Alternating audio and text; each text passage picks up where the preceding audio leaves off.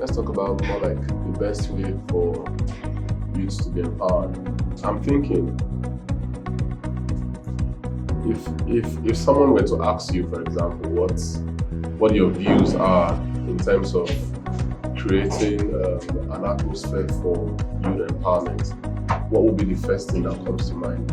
Is it such that, do you feel that what government should really be doing, or what society should have at the back of their minds, should really be empowering young people with money? Would you say money comes first before skills?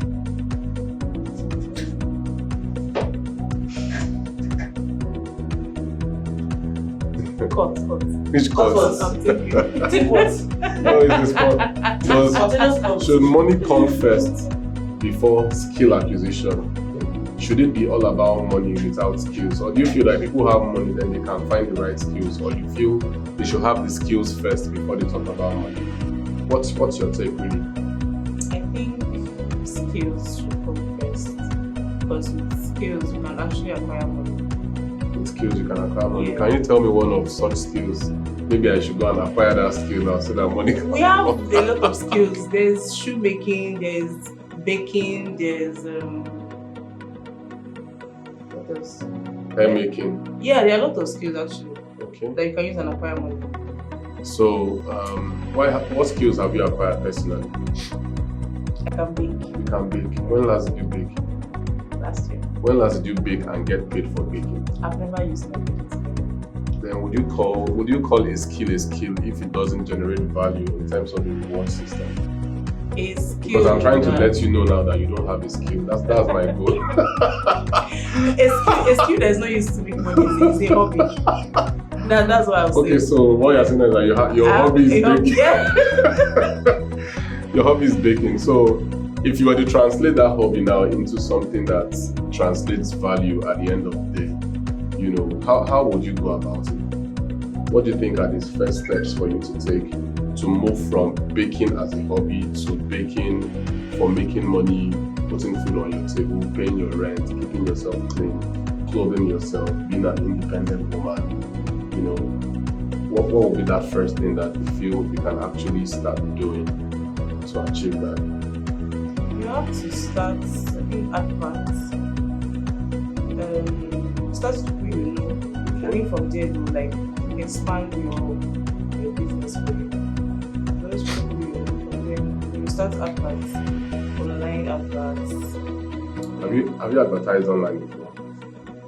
No, I haven't. But it's not. Is it hobby?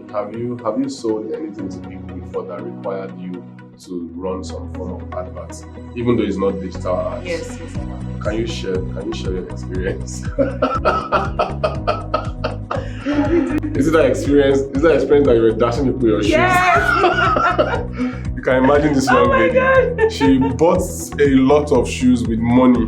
People collected those shoes. I want to expose her now. People collected those shoes free of charge. After collecting those shoes free of charge, for her to collect her money back was a problem. Guess what she did? She started dashing out the capital. So they want to hear from you, like, how did that make you feel at the end of the day? You felt like a good Samaritan. I just felt like business was not for me. Oh. Yeah, because I was too nice. So Could it be that you lacked the requisite skills at the time? probably. Or you were naive? And I was not. Maybe I was. You never know. Being naive is not terrible. It's not a terrible thing. terrible. Denial of your naivety is where the problem actually is. When you are in denial that you are not naive, because if you know that, okay, I'm actually naive in this area, and you begin to work on yourself to build the capacity to deal with, the back end of that particular naivety, then you can now say that you're actually growing, you are improving, you are improving, you are becoming better at what you're doing. So it's naivety is actually a good thing. Yeah, it's not a bad thing, really. When somebody says, "Oh, this person is naive," people feel that, "Oh, you are naive," that means it's negative. No, it's not negative. If somebody were to say, okay, maybe like cooking continental dishes now, trust me, I'm very naive. When I see all those very nice dishes, African cuisine and all those stuff, I like the way it looks. I would love to know how to prepare them. but I'm naive about this. I'm totally ignorant. So if I acknowledge the fact that I'm naive, maybe one chef somewhere around the world might say, "Oh, Joe, come on board. I want to train you for free." Yes. Or people are paying like $20,000 Yes. for. I get on the program, and before you know it, I'm a chef or something. You're doing very good. You know, so naivety is actually a cool thing. So what would you tell us about, we're talking about youth empowerment. Like, what do you really feel, based on all the youth empowerment programs that we've been seeing? We saw the Keke Napep program, government put that up several years ago, and we can see how almost everywhere you turn to right now, you see Keke drivers all around. You know, even though I feel that there should be so much more regulation around that area. But there are other areas where government buys maybe sewing machines for people. They buy them grinding machines. Do you think those things are sustainable for, you know, the youths of now, in terms of those who have gone to school, they have a wife, they are graduates, they've done their NYC, or they are doing their imagine somebody gave you a grinding machine right now.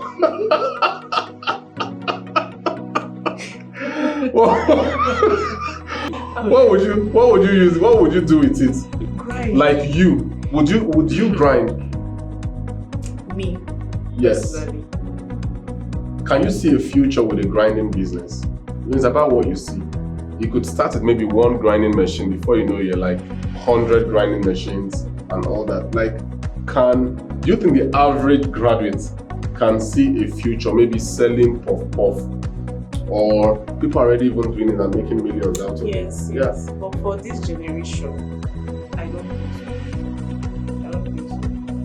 There's certain work that they will not want to do. It's a cryptocurrency generation. Yeah.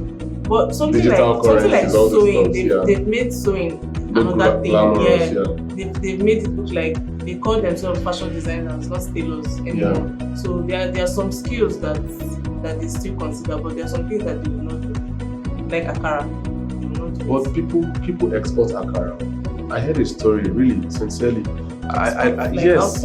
I don't know who shared that story, but people who maybe they are exporting maybe like the raw materials for producing akara. I don't know, but I know that I once saw online people that place orders for palm wine. Palm wine, I think. Yeah, you know, like they export palm wine. So if palm wine can go on export, I don't see why, even looking at the whole palm wine thing, people like may tend to look down on it. Yeah. Just like, imagine somebody was grinding. For me, if somebody gave me a grinding machine, the first thing I'll be thinking about is, okay, how much does a grinding machine make in a day? Where should I locate the grinding machine? How can I move from one grinding machine to 10 to 50 to 100? What system would power that kind of an expansion? Because trust me, if a grinding machine is costing maybe like 30,000 or 40,000 or 50,000 naira, for example, if that business can generate that amount in a month and I'm paying the operator, the next thing I'm thinking is, how do I reinvest these funds? Where else can I go? I can tell you that in 12 months, I can start with one grinding machine and maybe come up with 10 or maybe another 12. Yeah. You know, it's very possible. And I feel that there should be dignity in labor. Yes. Young people have to stop, you know, this Yahoo mentality of, you know, the whole quick business, quick returns, you know, and all that. People have to really start staying the focus on putting in the work that is required to grow a business from one point to another. So what's your take on the grinding machine now? Do you think it's something you can do? It's something I can. Because I'm about to give you a grinding machine now, so that I'm happy to take it. Even if I'm not the one doing it, you can always like you employ somebody. You can always employ somebody. Then how do you now intend to be involved in the business? You go in the morning, come back in the night. Okay, anyways, it's all I get what I'm done. I feel stand up, huh? Can I stand up? You know, when content is over and people still sit down as if they have something more important to say. If you are done with the content, you are done with it. Life goes on. Just want to